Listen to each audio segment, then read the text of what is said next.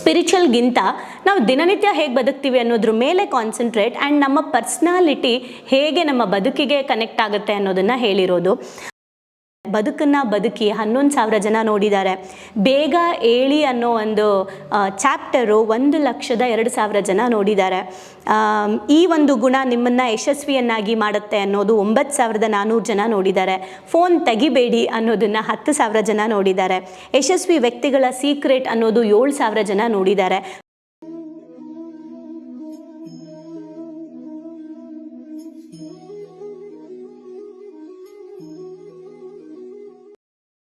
ನಮಸ್ತೆ. ಮೊದಲನೇದಾಗಿ ಎಲ್ಲರಿಗೂ ಥ್ಯಾಂಕ್ಸ್ ಹೇಳಬೇಕು. ಯಾಕೆ ಅಂತಂದರೆ ನಾವು 3 ಬುಕ್ಗಳನ್ನು ಕಂಪ್ಲೀಟ್ ಮಾಡಿದ್ದೀವಿ. ಸೊ ಯಾರೆಲ್ಲ 3 ಬುಕ್ಕು ಎಲ್ಲ ಎಪಿಸೋಡ್ಗಳನ್ನು ನೋಡಿದ್ದೀರಾ, ನಿಜವಾಗ್ಲೂ ನೀವು 3 ಬುಕ್ಗಳನ್ನು ಕಂಪ್ಲೀಟ್ ಮಾಡಿದ್ದೀರಾ ಅಂತ ಅರ್ಥ. ಆ್ಯಂಡ್ ನೀನು ಸತ್ತರೆ ಅಳುವವರು ಯಾರು, ಈ ಪುಸ್ತಕದ ಹೆಸರು ಕೇಳ್ತಾ ಇದ್ದಂಗೆ ತುಂಬ ಜನಕ್ಕೆ ಒಂದು ನೆಗೆಟಿವ್ ಒಪಿನಿಯನ್ ಬರುತ್ತೆ. ಇದನ್ನು ಯಾಕಪ್ಪ ಓದಬೇಕು, ದಿನ ಸಾಯ್ತಾ ಇದ್ದೀವಿ, ಅದರಲ್ಲೂ ಇದ್ರ ಹೆಸರು ಬೇರೆನಾ ಅಂತ ತುಂಬ ಜನ ಈ ಬುಕ್ಕನ್ನ ನೋಡದೆ ಹೋಗೋರು ಇದ್ದಾರೆ. ಇನ್ನು ಕೆಲವರು ಅದು ಏನಿರ್ಬೋದು ನೋಡೋಣ, ಈ ಥರ ಟೈಟಲ್ ಇದೆಯಲ್ಲ ಅಂತ ತಗೊಳ್ಳೋರು ಇದ್ದಾರೆ. ಎಲ್ಲ ನಮ್ಮ ದೃಷ್ಟಿಕೋನದ ಮೇಲೆ ಡಿಪೆಂಡ್ ಆಗುತ್ತೆ. ಹಾಗೆ ಈ ಒಂದು ಪುಸ್ತಕನ ನಾನು ತೊಗೊಂಡಿದ್ದು ಕೂಡ ನೀನು ಸತ್ರ ಅಳೋರು ಯಾರು ಅಂತ ಕೇಳ್ತಿದ್ದಾರಲ್ಲ, ಯಾರು ಅಳ್ತಾರೆ, ನಮ್ಮ ಸುತ್ತ ಇರೋರು ಅಳ್ತಾರೆ ಅಂತ.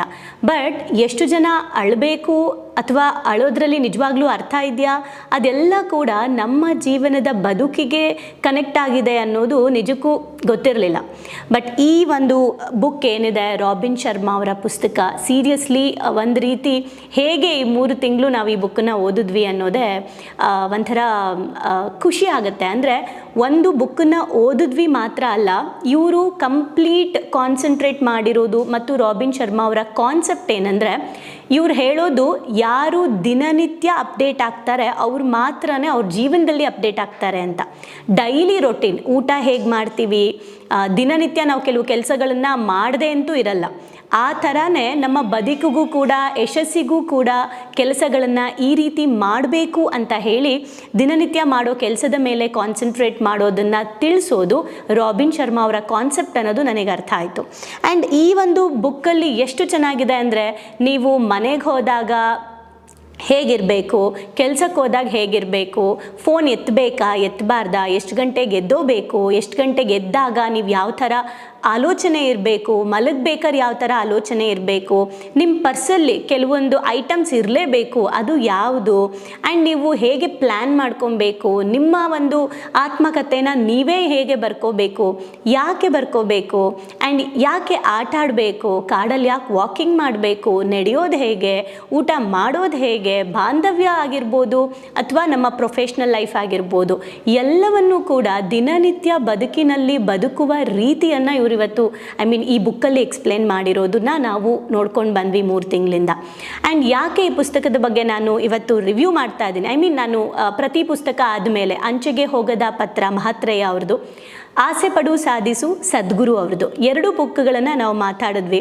ಒಂದರಲ್ಲಿ ನಾವು ಹೇಗೆ ಬದುಕಬೇಕು ಅಂದರೆ ಆಧ್ಯಾತ್ಮನ ಜೀವನದಲ್ಲಿ ಹೇಗೆ ಹಾಕ್ಕೋಬೇಕು, ಡ್ರೀಮ್ಸ್ಗೂ ಆಧ್ಯಾತ್ಮಕ್ಕೂ ಇರೋ ಸಂಬಂಧ ಏನು, ಈ ಥರ ಒಂದರಲ್ಲಿ ನೋಡಿದ್ವಿ. ಇವ್ರದ್ದು ಹೇಗೆ ಅಂದರೆ ಕಂಪ್ಲೀಟ್ ಪ್ರಾಕ್ಟಿಕಲ್ ಲೈಫ್, ಅಂದರೆ ಇವರು ಸ್ಪಿರಿಚುವಲ್ಗಿಂತ ನಾವು ದಿನನಿತ್ಯ ಹೇಗೆ ಬದುಕ್ತೀವಿ ಅನ್ನೋದ್ರ ಮೇಲೆ ಕಾನ್ಸಂಟ್ರೇಟ್ ಆ್ಯಂಡ್ ನಮ್ಮ ಪರ್ಸ್ನಾಲಿಟಿ ಹೇಗೆ ನಮ್ಮ ಬದುಕಿಗೆ ಕನೆಕ್ಟ್ ಆಗುತ್ತೆ ಅನ್ನೋದನ್ನು ಹೇಳಿರೋದು.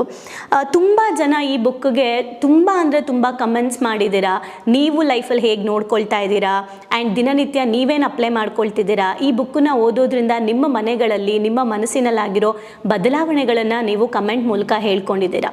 ತುಂಬಾ ಬೆಸ್ಟ್ ರಿವ್ಯೂಗಳು ನಮಗೆ ಬಂದಿದೆ. ಹಾಗೆ ಅಂದರೆ 2,000ಕ್ಕಿಂತ ಹೆಚ್ಚು ಜನ ಪ್ರತಿನಿತ್ಯ ವಾಚ್ ಮಾಡ್ತಾ ಇದ್ದಾರೆ. ಅಂದರೆ ನಮ್ಮ ಚಾನಲ್ ಸಬ್ಸ್ಕ್ರೈಬರ್ಸ್ ಮೇ ಬಿ ಒಂದು 9,300-400 ಇರ್ಬೋದು. ಬಟ್ ಪ್ರತಿನಿತ್ಯ ಅಟ್ಲೀಸ್ಟ್ 1,000 ಜನ ಅಂತೂ ಖಂಡಿತ ನೋಡ್ತಾ ಇದ್ದಾರೆ. ಆ್ಯಂಡ್ ನನ್ನ ಉದ್ದೇಶ 10,000 ಜನ, ಇವಾಗ ಎಷ್ಟು ಜನ ಸಬ್ಸ್ಕ್ರೈಬರ್ಸ್ ಇರ್ತಾರೆ ಅದು ಇಂಪಾರ್ಟೆಂಟ್ ಅಲ್ಲ, ಎಷ್ಟು ಜನ ಸಬ್ಸ್ಕ್ರೈಬರ್ಸ್ ಇರ್ತಾರೆ ಅಷ್ಟೂ ಜನ ಸಬ್ಸ್ಕ್ರೈಬರ್ಸು ದಿನಕ್ಕೆ 10 ನಿಮಿಷ ನೀವು ಬುಕ್ಗೆ ಟೈಮ್ ಕೊಟ್ಟರೆ ನಿಮ್ಮ ಲೈಫಲ್ಲಿ ನಿಮ್ಮ ಲೈಫಿನ ಸಬ್ಸ್ಕ್ರೈಬರ್ಸ್ ಜಾಸ್ತಿ ಆಗ್ತಾರೆ, ನಿಮ್ಮ ಲೈಫಲ್ಲಿ ಸಬ್ಸ್ಕ್ರೈಬರ್ಸ್ ಜಾಸ್ತಿ ಆಗ್ತಾ ಹೋಗುತ್ತೆ. ಸೊ ನಾವು ಏನನ್ನು ಕಲಿಬೇಕು ಅದಕ್ಕೆ ಸಮಯನ ಕೊಡಲೇಬೇಕು. ಅಲ್ವಾ? ಸೊ ಈ ಬುಕ್ಕಲ್ಲಿ ದಿನಚರಿ ನೀತಿ ನಿಯಮ 14,000 ಜನ ನೋಡಿದ್ದಾರೆ, ಬದುಕನ್ನು ಬದುಕಿ 11,000 ಜನ ನೋಡಿದ್ದಾರೆ, ಬೇಗ ಏಳಿ ಅನ್ನೋ ಒಂದು ಚಾಪ್ಟರು 1,02,000 ಜನ ನೋಡಿದ್ದಾರೆ. ಈ ಒಂದು ಗುಣ ನಿಮ್ಮನ್ನು ಯಶಸ್ವಿಯನ್ನಾಗಿ ಮಾಡುತ್ತೆ ಅನ್ನೋದು 9,400 ಜನ ನೋಡಿದ್ದಾರೆ. ಫೋನ್ ತೆಗಿಬೇಡಿ ಅನ್ನೋದನ್ನು 10,000 ಜನ ನೋಡಿದ್ದಾರೆ. ಯಶಸ್ವಿ ವ್ಯಕ್ತಿಗಳ ಸೀಕ್ರೆಟ್ ಅನ್ನೋದು 7,000 ಜನ ನೋಡಿದ್ದಾರೆ. ತುಂಬ ಚಾಪ್ಟರ್ಗಳು ಆಲ್ರೆಡಿ 5,000+ ನೋಡಿರೋರಿದ್ದಾರೆ. ಕಂಪಲ್ಸರಿ 1,000ಕ್ಕಿಂತ ಕಡಿಮೆ ಅಂತೂ ನೋಡೇ ಇಲ್ಲ. ನನಗೆ ಖುಷಿ ಏನಂದರೆ ಅಟ್ಲೀಸ್ಟ್ 1,000 ಜನ ದಿನಕ್ಕೆ 10 ನಿಮಿಷ ಅವರ ಜೀವನಕ್ಕೋಸ್ಕರ ಏನೋ ಒಂದು ಹೊಸದನ್ನು ಕಲಿತಿದ್ದಾರೆ ಅನ್ನೋದು. ಹಾಗೆ ನನ್ನ ರಿಕ್ವೆಸ್ಟ್ ಪ್ರತಿಯೊಬ್ಬರು ನೋಡಿ ಅನ್ನೋದು. ಹಾಗಾಗಿ ಈ ಬುಕ್ ಏನಿದೆ ನಿಜಕ್ಕೂ ಒಂದು ಅಲ್ಟಿಮೇಟ್ ಅಂತ ಹೇಳ್ಬೋದು. ಒಂಥರ ನಾವು ಯಾವುದಾದ್ರೂ ಒಂದು ಸ್ಕೂಲೆಲ್ಲ ಮುಗಿಸ್ಬಿಟ್ಟು ನಮ್ಮದು ಜರ್ನಿ ಆಯಿತು ಸ್ಕೂಲಲ್ಲಿ ಅಂತ ಹೇಳಿ 10th ಸ್ಟ್ಯಾಂಡರ್ಡ್ ಸೆಂಡ್ ಆಫ್ ಎಲ್ಲ ಮಾಡಬೇಕಾದ್ರೆ ಒಂಥರ ಖುಷಿ, ನಾವು ನೆಕ್ಸ್ಟ್ ಲೆವೆಲ್ಗೆ ಹೋಗ್ತಾ ಇದ್ದೀವಿ ಕಾಲೇಜ್ಗೆ ಅಂತ. ಇನ್ನೊಂದು ಥರ ಏನಂದರೆ ಮುಗೀತಾ ನಮ್ಮದು 10th ಸ್ಟ್ಯಾಂಡರ್ಡ್ ಅಂತ. ಹಾಗೆ ಈ ಬುಕ್ಕನ್ನು ಮುಗಿಸ್ಬೇಕಾದ್ರೂ ನನಗೆ ಅನ್ನಿಸ್ತಾ ಇರೋದು. ಬಿಕಾಸ್ ಬ್ಯೂಟಿಫುಲ್ ಬುಕ್ ಆ್ಯಂಡ್ ಪ್ರತಿಯೊಬ್ಬರು ಮನೆಯಲ್ಲೂ ಒಂದು ಲೈಬ್ರರಿ ಇರಬೇಕು. ಏನಿಲ್ಲ ಅಂದರೂ ಪರವಾಗಿಲ್ಲ, ನಮ್ಮ ಮನೇಲಿ ಫ್ರಿಡ್ಜ್ ಇಲ್ಲ ಅಂದರೂ ಚಿಂತೆ ಇಲ್ಲ, ಟಿ ವಿ ಇಲ್ಲ ಅಂದರೂ ಪರವಾಗಿಲ್ಲ, ಡೆಫಿನೆಟ್ಲಿ ನಮ್ಮ ಮನೇಲಿ ಲೈಬ್ರರಿ ಅಂತೂ ಇರಬೇಕು, ಪುಸ್ತಕಗಳಂತೂ ಇರಬೇಕು. ನಾವೇನು ಅನ್ನೋದು ನಾವು ಓದೋ ಪುಸ್ತಕ, ನಾವು ಸಬ್ಸ್ಕ್ರೈಬ್ ಮಾಡ್ಕೊಳ್ಳೋ ಚಾನಲ್, ನಮ್ಮ ಜೊತೆಲಿರೋ ಫ್ರೆಂಡ್ಸ್ ಮೇಲೆ ಡಿಪೆಂಡ್ ಆಗಿರುತ್ತೆ. ಹಾಗೆ ನಿಮ್ಮ ಮನೆಯಲ್ಲಿ ಯಾರೋ ಬಂದು ಕೂತ್ಕೋತಾರೆ, ಏನೂ ಟಿ ವಿ ಹಾಕಿ ಬಿಡೋದ್ರ ಬದಲು ಪುಸ್ತಕಗಳನ್ನು ಸ್ಟ್ಯಾಂಡಲ್ಲಿ ಇಡಿ. ನಿಮ್ಮ ಮನೇಲಿ ಒಂದು ಸ್ಟ್ಯಾಂಡ್ ಮಾಡಿ ಆ ಸ್ಟ್ಯಾಂಡಲ್ಲಿ ಪುಸ್ತಕಗಳನ್ನು ಇಡಿ ಆ್ಯಂಡ್ ಜನ ಬಂದು ಕೂತಾಗ ಪುಸ್ತಕಗಳನ್ನು ಓದಲಿ. ಸ್ವಲ್ಪ ಮೊಬೈಲ್ ಸೈಡಿಗಿಟ್ಟು ಓದೋಕ್ಕೆ ಸ್ಟಾರ್ಟ್ ಮಾಡಲಿ. ಸೊ ಪುಸ್ತಕಗಳನ್ನು ಓದೋದು ನಿಜಕ್ಕೂ ನಮ್ಮ ಲೈಫಲ್ಲಿ, ನಮ್ಮ ಲೈಫ್ಗೆ ಬೇಕಾಗಿರುವಂಥದ್ದು. ಹಾಗಾಗಿ ಈ ಬುಕ್ ಕಂಪ್ಲೀಟ್ ಆಗಿದೆ. ಹೋಪ್ ನಿಮಗೆ ಈ ಬುಕ್ಕಿಂದ ಒಳ್ಳೆಯದಾಗಿದೆ ಅಂತ. ಯಾರಿಗೆಲ್ಲ ಈ ಪುಸ್ತಕದಿಂದ ಲೈಫಲ್ಲಿ ನಿಜವಾಗ್ಲೂ ಟ್ರಾನ್ಸ್ಫಾರ್ಮೇಷನ್ ಆಗಿದೆ, ತುಂಬ ಜನ ಕಮೆಂಟ್ ಅಂತೂ ಮಾಡಿದ್ದೀರಾ, ಮ್ಯಾಮ್ ನಾನು ಮನೆಗೆ ಹೋಗಬೇಕಾದ್ರೆ ಕೋಪದಲ್ಲಿ ಹೋಗ್ತಾ ಇದ್ದೆ, ಈಗ ನಾನು ಖುಷಿಯಿಂದ ಹೋಗ್ತಾ ಇದ್ದೀನಿ, ಸ್ಲಿಪ್ಪರ್ ಇಲ್ಲದೆ ನಾನು ಹೊರಗಡೆ ನಡೀತಾ ಇರಲಿಲ್ಲ, ಈಗ ಬರೀ ಕಾಲಲ್ಲಿ ನಡೀತಾ ಇದ್ದೀನಿ, ನಾನು ಕೆಳಗಡೆ ಕೂತ್ಕೊಂಡು ಊಟ ಮಾಡ್ತಾ ಇರಲಿಲ್ಲ, ಈಗ ಕೆಳಗಡೆ ಕೂತು ಊಟ ಮಾಡ್ತಾ ಇದ್ದೀನಿ, ಮನೆಗೆ ಹೋಗ್ತಿದ್ದಂಗೆ ಫೋನ್ ಇಟ್ಕೊತಾ ಇದ್ದೆ, ಈಗ ಫ್ಯಾಮಿಲಿಗೆ ಸಮಯ ಕೊಡ್ತಾ ಇದ್ದೀನಿ, ಕೆಲಸಕ್ಕೆ ಹೋದಾಗ ಟೆನ್ಷನ್ ಇರ್ತಿತ್ತು, ಈಗ ಕೆಲಸನ ಪ್ರೀತಿಸ್ತಾ ಇದ್ದೀನಿ.